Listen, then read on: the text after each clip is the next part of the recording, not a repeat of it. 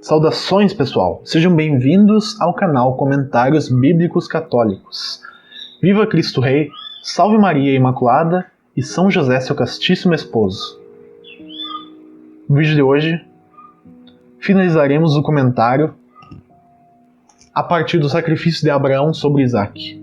Desta vez, olhando sobre uma perspectiva mariológica, sobre a relação, o paralelo que há do sacrifício do pai Abraão para com o filho Isaac, com a entrega, o sacrifício oferecido junto da mãe Maria para com seu filho Jesus. Gênesis capítulo 22, versículos 1 a 18.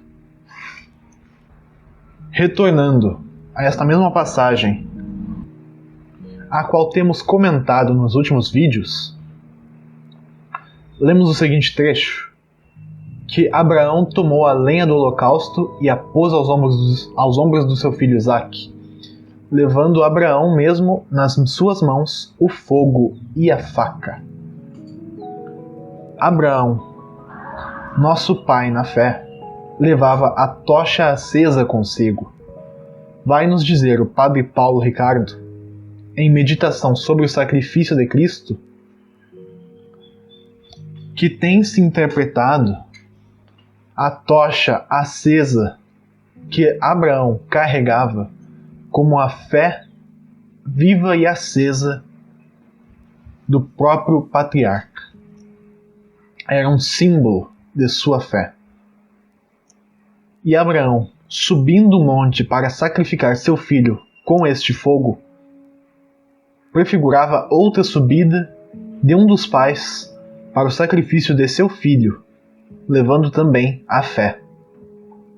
Até porque Abraão é chamado nosso pai na fé.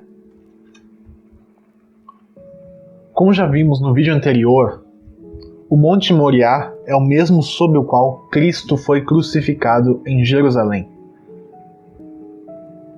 Maria, quando subiu o Monte Calvário, no sacrifício de Jesus, estando com ele aos pés da cruz, tal como descreve o Evangelho de João no seu capítulo 19, versículo 25, ao mesmo tempo em que Jesus, nosso verdadeiro sacerdote, tal como diz Hebreus capítulo 7, versículo 24, oferecia o sacrifício de sua vida a Deus, ela oferecia aquele sacrifício que Jesus não poderia oferecer.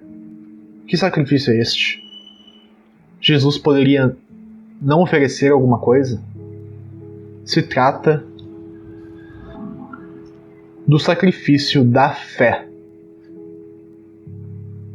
Quando o pecado entrou no mundo, uma das faltas cometidas pelos sujeitos humanos foi a falta da fé.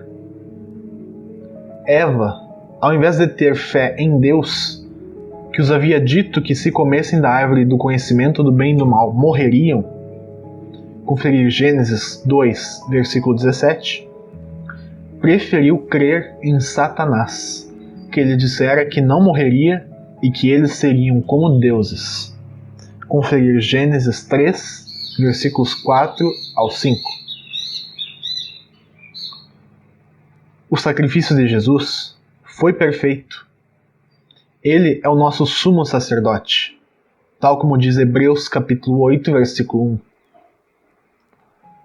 Mas não poderia, apenas por si mesmo, oferecer a fé, pois não a tinha. Jesus, por ser o próprio Deus, como ele mesmo diz, antes que Abraão fosse Eu sou, João capítulo 8, versículo 58, já sabia então de tudo e já conhecia a Deus face a face, já via a Trindade, tinha visão beatífica. Jesus não poderia ter fé pois a fé é ter a substância a respeito do que não se vê, tal como descrito em Hebreus capítulo 11, versículo 1. E Jesus já tinha a visão de tudo. O próprio São Pedro afirmou a Jesus: Senhor, tu sabes tudo. João, versículo 21, capítulo 17. E ainda que se diga que fora o pecado de Adão e não o de Eva, que sujeitou toda a humanidade a julgo de maldição, o que está certo, ainda assim, a natureza humana sofreu a queda porque um membro dela, a mulher, havia cooperado para que o homem pecasse. Como diz o próprio apóstolo Paulo, não foi Adão que se deixou iludir, e sim a mulher, que enganada se tornou culpada de transgressão. 1 Timóteo, capítulo 2, versículo 14. E sabemos, como nós mesmos dissemos no vídeo anterior, que o sacrifício de Abraão e Isaac se configura em Deus Pai, tal como Deus Pai entregando seu amado Filho em sacrifício pelos homens.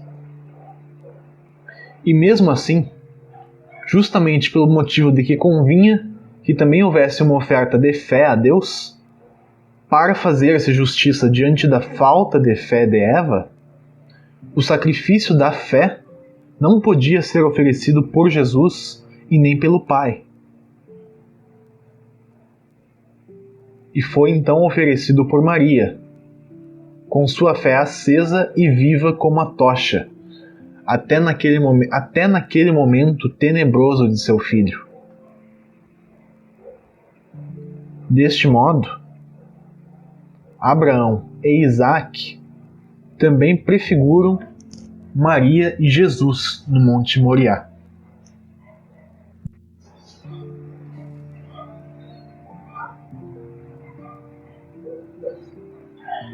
E nós não dizemos isso como se Maria tivesse poder por si mesma para cooperar no sacrifício redentor de Cristo. Isto de que estamos falando se dá justamente por virtude do próprio Jesus Cristo. É seu sacrifício que sela a nova aliança, e é naquele momento que ele gera o seu corpo místico, que é a sua igreja.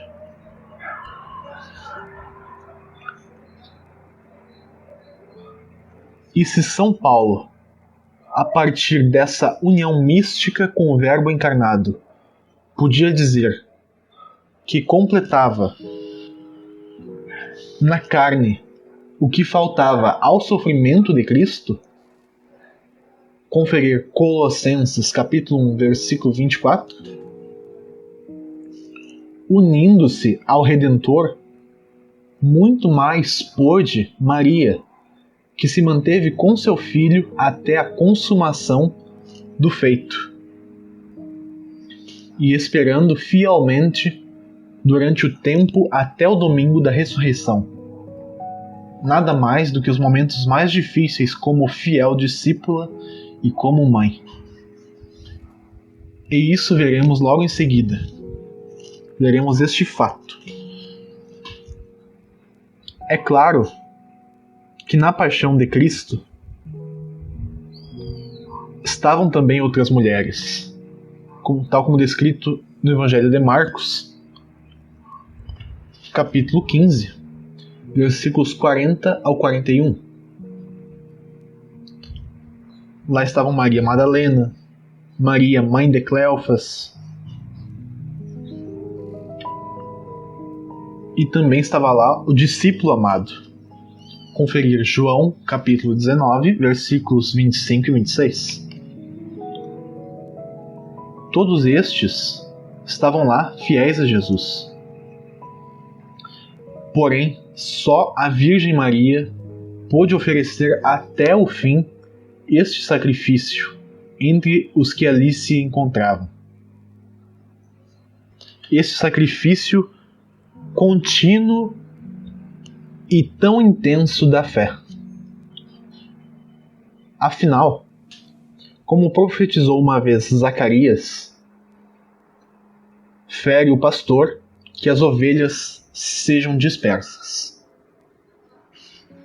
Com a morte de Jesus, seus discípulos se dispersaram, deixaram de crer. Entretanto, como nos atenta o Padre Paulo Ricardo em sua catequese de adultos, Maria, que era a mãe do crucificado, passado o dia de sábado, como podemos ver em João capítulo 19, versículo 31, já poderia ter ido ao sepulcro do seu filho junto de Madalena, de Maria, mãe de Tiago e de Salomé, para ungir o corpo de Jesus. Conferir Marcos capítulo 16, versículo 1, no qual vemos estas 3 mulheres que foram ao encontro de Jesus em seu túmulo. E seria esperado que Maria de Nazaré, como mãe, iria querer ver seu filho pela última vez.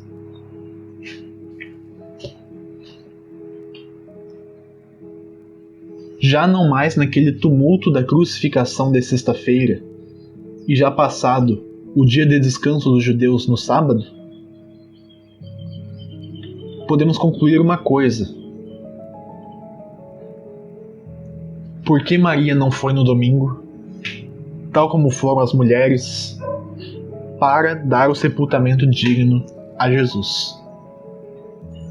Maria não foi porque ela sabia que lá Jesus não ficaria por muito tempo. As mulheres, elas foram ao sepulcro esperando encontrar lá um cadáver. Não tinham a fé na ressurreição.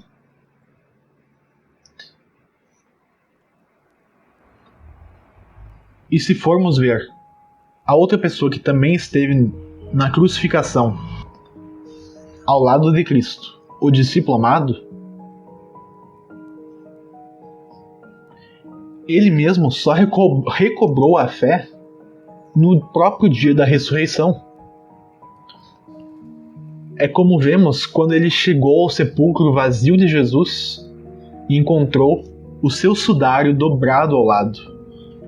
Foi ali que ele viu e creu, como está relatado no Evangelho de João, capítulo 20, versículo 8. Ele e as mulheres só recobraram a fé com a ressurreição.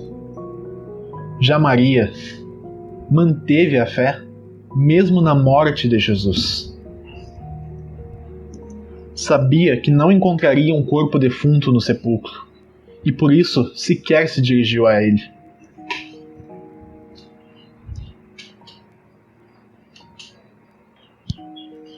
Não é o caso de como de forma vã afirmariam que ela não teria peito, não teria todo o fôlego para ver seu filho naquele estado torturado mais uma vez. Porque ela já esteve com ele na crucificação durante o pior momento da vida dele. E sendo uma mulher virtuosa, não deixaria de fazer as últimas honras a este filho tão especial, prometido pelo anjo.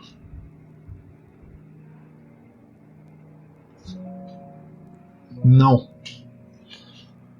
O que acontece é que Maria conseguiu, com a graça de Deus, manter a fé. A fé que Jesus reinaria eternamente, mesmo após todo esse revés, mesmo após toda esta carnificina. E assim pôde oferecer esse sacrifício a Deus, como uma vez Abraão iria oferecer o sacrifício de Isaac. Ela sabia que Deus iria cumprir com suas promessas. A fé de Maria não era um sentimento, uma emoção, algo que dependia de seu estado de ânimo. Era ancorada em Deus, pressupondo a razão e com a graça do Altíssimo. Como já dissemos no vídeo 52, sobre o aspecto religioso e moral do sacrifício de Abraão sobre Isaac, na parte 1 do vídeo, a fé necessita da razão. Não é um ato infundado na realidade das coisas. Não é um faz de conta. Não é um produto da imaginação. Está alicerçada naquilo que Deus nos revela, sendo Deus sumamente confiável, verdadeiro e sincero. De Jesus.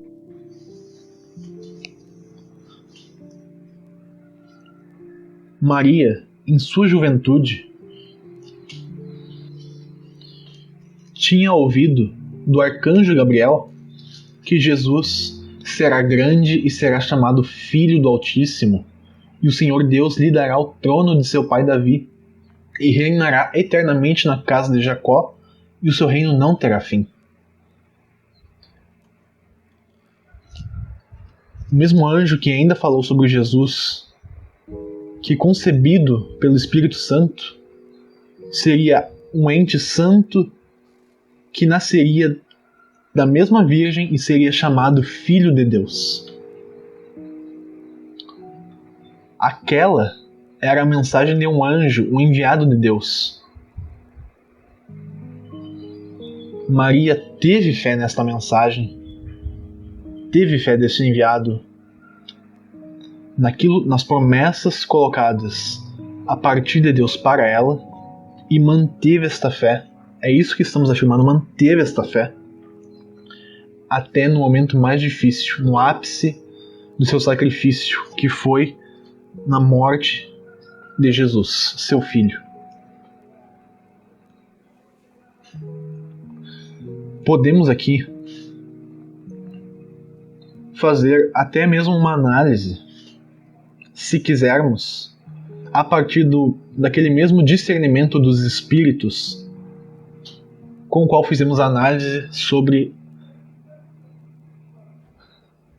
a promessa, sobre a ordem dada por Deus a Abraão para o sacrifício de Isaac, que fizemos no vídeo 52, só que na parte 2, dentro do livro do Gênesis. Podemos considerar em cima da anunciação do anjo, e ao final veremos como isso reforça a certeza que Maria podia ter sobre as verdades de fé relativas a seu filho.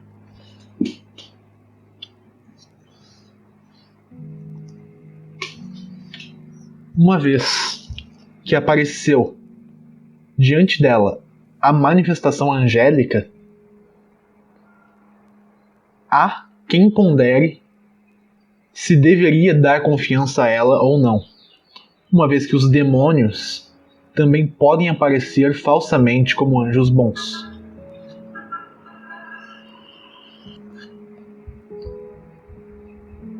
Se fazendo passar por anjos bons. E pelo discernimento dos espíritos, tal como exposto pelo frei jesuíta Giovanni Scaramelli, e pegando novamente os elementos trazidos da obra de Scaramelli pelo professor Felipe Azevedo, sobre tal, voltemos aos meios pelos quais uma pessoa alcançaria tal virtude de poder ponderar sobre inspirações espirituais que lhe viessem. Em primeiro lugar, um meio para adquirir o discernimento dos espíritos é pedir a Deus incessantemente a luz de tal discernimento, justamente porque os pensamentos e afetos dos mortais são incertos e duvidosos. Um segundo meio está na inspiração das Sagradas Escrituras, nos livros dos padres e doutores e no exemplo dos santos. Um terceiro meio para adquirir tal discernimento é a experiência com as diversas qualidades dos espíritos. Até mesmo a experiência própria pode ser útil.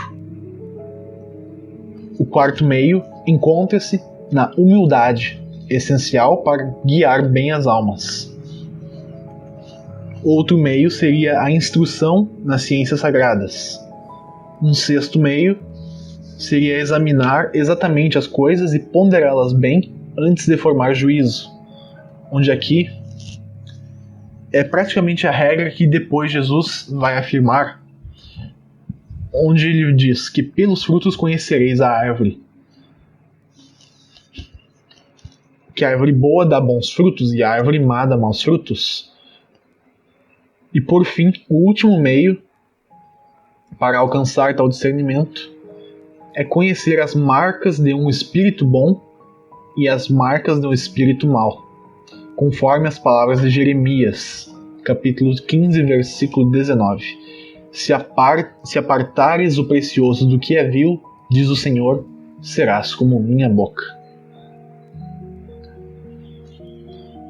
Enfim, destes caminhos, para conseguir o discernimento dos espíritos, vejamos o que estava ao acesso de Maria. Quanto ao primeiro, sobre a oração, ela tinha a perspectiva de pedir as coisas a Deus em oração, sim. Inclusive para entendê-las, para melhor meditá-las.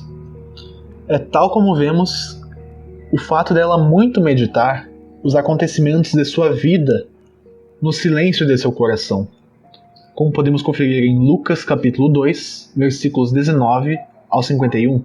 Não, versículos 19 e versículo 51. Era uma mulher do silêncio, do recolhimento, típica da oração.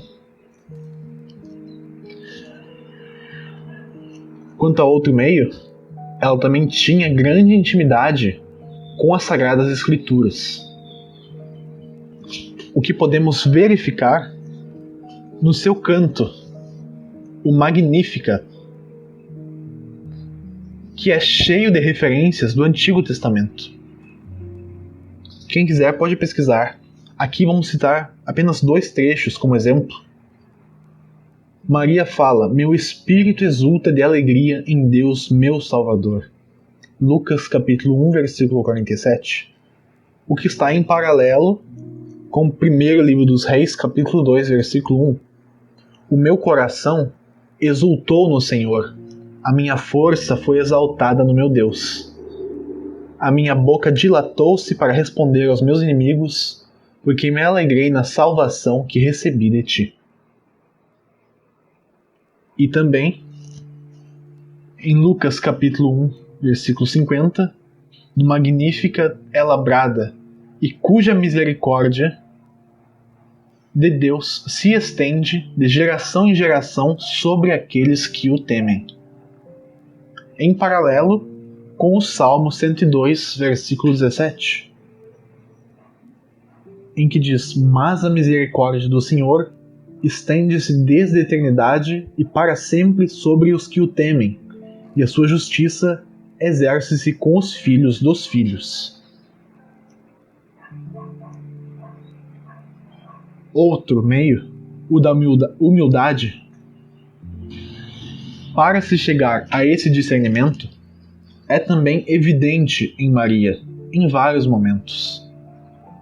Quando ela aceita, por exemplo, o desígnio trazido pelo anjo, e ela se diz não senhora, mas sim a serva do Senhor, Lucas capítulo 1, versículo 38. Este é apenas um exemplo de vários momentos em que é expressa a humildade da Virgem Maria. Quanto ao meio das experiências com certos espíritos, é também novamente no Magnífica que reconhecemos que a Virgem percebe em si a ação da graça de Deus, pois ela mesma fala no versículo 49 do capítulo 1: porque ele realizou em mim maravilhas aquele que é poderoso.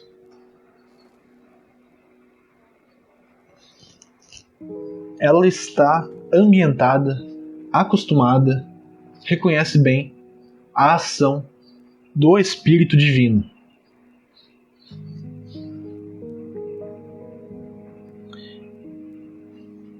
Enquanto que a instrução de Maria, outro meio, nas ciências sagradas, seria checável pela frequência que ela, junto com a família que forma com José e Jesus, virão no futuro comparecer ao templo. É uma mostra da fidelidade ao templo que Maria já possuía. É mostrado que iam desde a juventude de Jesus, tal como descrito no capítulo 2, do versículo 41. E o mesmo Jesus, já adulto, ele reflete nada mais que uma educação segundo a qual ele mesmo era frequentador do templo e leitor assíduo das Escrituras. Não é de se espantar que aprendeu isso com seus pais, Maria e José.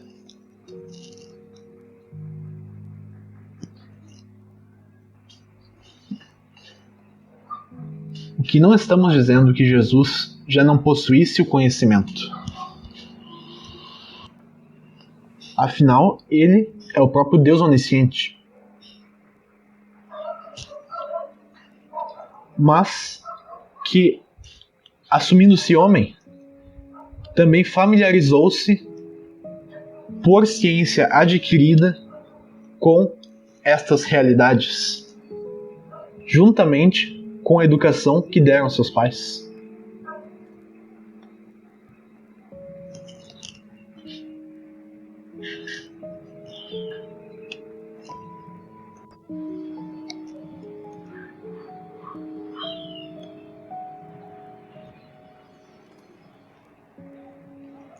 Algo que também poderíamos citar, onde encontramos esses dois últimos meios para adquirir o discernimento dos espíritos, os meios da instrução nas ciências sagradas e experiências com espíritos, se dá a partir do que vemos, de um pouco do que vemos fora da Bíblia. Há também os livros apócrifos, os quais não contêm inspiração divina, mas que podem ou não conter algo de relatos históricos. No proto-evangelho de Tiago, encontramos um pouco sobre a infância de Nossa Senhora, em que ela foi entregue ao templo pelos pais Joaquim e Ana. E segundo a tradição, teria servido lá em dedicação a Deus por alguns anos. Na educação do templo, Maria teria sido então ensinada sobre as coisas sagradas e também teria experiência com as práticas deixadas por Deus. Mas isso tudo, o último citado, deixamos apenas como um complemento. Preferimos seguir com o restante dos meios para o discernimento dos espíritos que podemos deduzir a partir das Sagradas Escrituras. Quanto ao aspecto de examinar bem as coisas e ponderá-las, vemos que Maria o faz exatamente quando pergunta ao anjo Gabriel como poderá ela conceber aquele filho especial anunciado, já que estava para se unir em casamento a José, como conferimos em Lucas capítulo 1, versículo 34. Não se trata de uma dúvida negativa diante do dado de fé, mas de saber como se fará o plano de Deus, dada a realidade que seguiria de outra forma. Maria sabia fazer o juízo das coisas. Tendo então verificado que Maria tinha tais meios para chegar ao discernimento dos espíritos, a da sua vida, suas virtudes, sua oração, seus aspectos. Por fim, voltemos os olhos para os sinais que esclarecem sobre os espíritos bons e os espíritos maus. Quais são esses sinais? Quais são essas indicações de que um espírito tem procedência divina ou procedência diabólica? Segundo o frei jesuíta, esses sinais são: primeiro, que o espírito angelical e santo sempre ensina o que é verdadeiro. Segundo, que não sugere coisas inúteis ou vãs. Terceiro, traz iluminação para a inteligência, traz retidão de pensamentos. Quarto, traz docilidade e obediência à pessoa. Quinto, traz entendimento ao seu juízo de como agir diante da tarefa que lhe foi confiada. E sexto, infunde na pessoa pensamentos humildes. Enquanto os sinais do espírito diabólico são, primeiro, que ensina o que é falso, mentiroso. Segundo, sugere coisas inúteis e supérfluas. Terceiro, confunde a inteligência, obscurece a mente. Quarto, a teimosia no lugar da obediência. Quinto, a indiscrição e desmedidas ações na tarefa que lhe foi confiada. E sexto, a soberba da pessoa no lugar da humildade. Diante disso, olhemos para o anúncio de São Gabriel Arcanjo. Quanto à verdade da mensagem, o anjo dá um dado da realidade para o qual Maria se direcionará justamente para prestar ajuda. Ele conta da gravidez milagrosa de Isabel, deste fato, tal como descrito em Lucas capítulo 1, versículos 36 ao 37. Ele dá este exemplo em muito menor escala do que aconteceria com Maria e seu filho. Então, o anjo traz verdade. Quanto à utilidade daquilo que o anjo fala, o anjo não traz senão o Messias anunciado a Israel desde o Antigo Testamento, que viria da casa de Davi para salvar o povo de Deus. Tal como descrito em Lucas capítulo 1, versículos 32 ao 33. Maria não vê nisso apenas utilidade, mas o centro da história humana conhecida. É uma coisa extremamente pertinente. Quanto ao sinal da iluminação da inteligência, embora Maria, no início, estranhe a saudação do anjo, que a chama de cheia de graça, tal como descrito em Lucas capítulo 1, versículos 28 e 29, ao longo do diálogo de São Gabriel, ele vai expondo a ela, após a pergunta de Maria, e esclarecendo sobre o milagre que acontecerá. Conferir Lucas capítulo 1, versículos 35 ao 37, ele esclarece e dá a ela a guia para entender aquilo que virá a ocorrer, e ela então termina por submeter-se ao exclamar o seu faça-se no versículo 38. Ela entende o plano que foi lhe confiado, ao qual ela tem participação.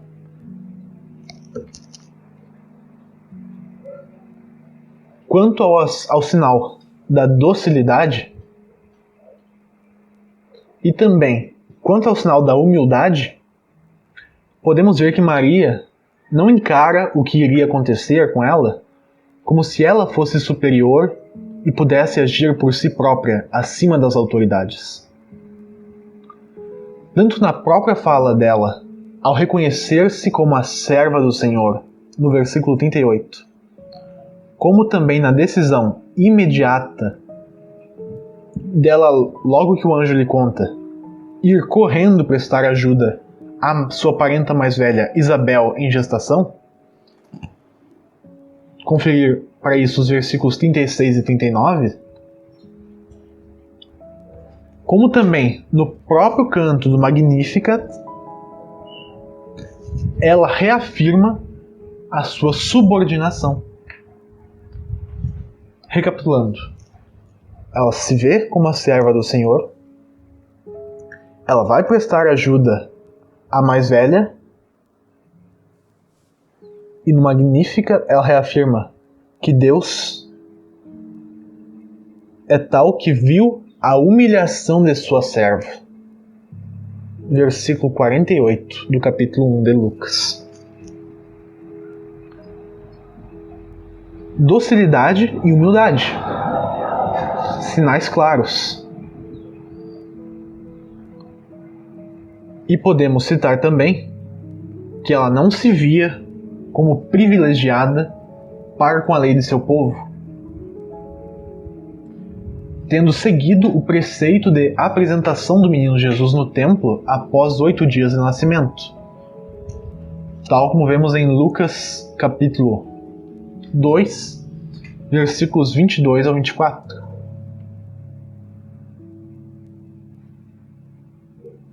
E tendo também seguido sem reservas as ordens de seu marido José em fugir para o Egito e de voltar de lá, como conferimos em Mateus capítulo 2, versículos 14 e 15 e 21 ao 23.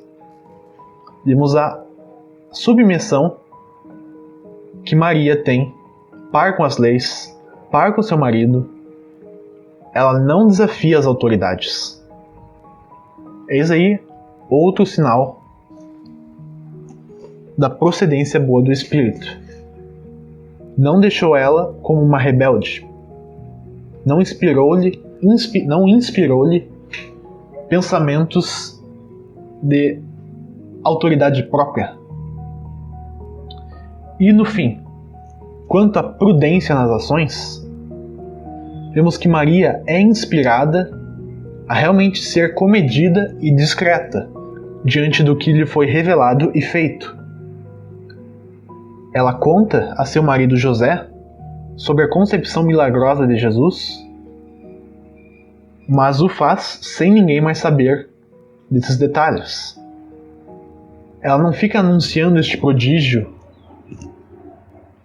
até porque ela teve o bom julgamento de que isso acabaria sendo interpretado como, na verdade, um adultério, e ela seria possivelmente apedrejada.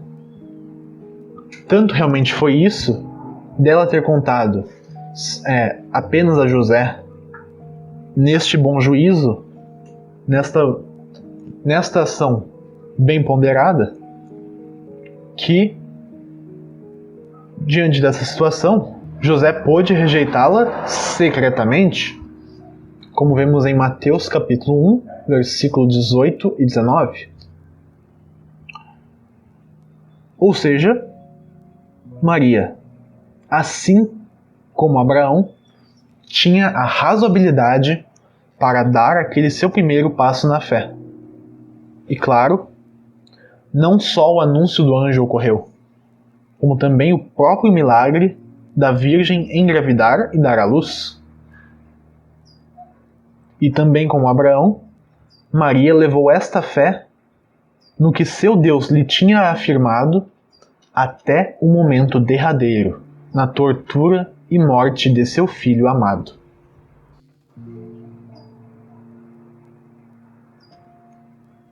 uma vez aberta a fidelidade a Javé, Maria, mesmo nos piores momentos de sua vida, seguiu em frente e não deixou de glorificá-lo e de ter certeza naquilo que ele a prometera. Na entrega de seu filho Jesus à crucificação, ela esteve presente com o sacrifício redentor, dando-lhe uma fé perfeita a ser destinada a Deus. Tudo isso cooperando a partir do corpo místico de Cristo. Ela o faz por virtude deste Cristo que põe em comunhão espiritual consigo os seus fiéis. Por isso, Nossa Senhora é chamada por alguns teólogos de corredentora. Ela levou sua fé até as últimas consequências, tal como o patriarca Abraão. Ele, como diz a carta aos Hebreus, esperava que a promessa de Deus sobre Isaac se cumprisse mesmo se fosse necessária uma ressurreição dos mortos. E Maria sabia que Deus se iria sobrepor a toda a desgraça que ocorria naquele momento, fazendo acontecer justamente a ressurreição de Cristo. Ela manteve a fé neste sábado de dor, de agonia longe de seu filho, com saudade de seu filho, para no domingo, ela sabendo que não encontraria lá um corpo morto, mas sim viria a ressurgir um Jesus vivo, um Cristo ressuscitado. E então, junto dele, participante de seu corpo místico, consumou esse sacrifício de fé ao Pai. Como disse uma vez Isabel a Maria, em Lucas capítulo 1, versículo 45, Bem-aventurada és tu que creste, pois se hão de cumprir as coisas todas que da parte do Senhor te foram ditas.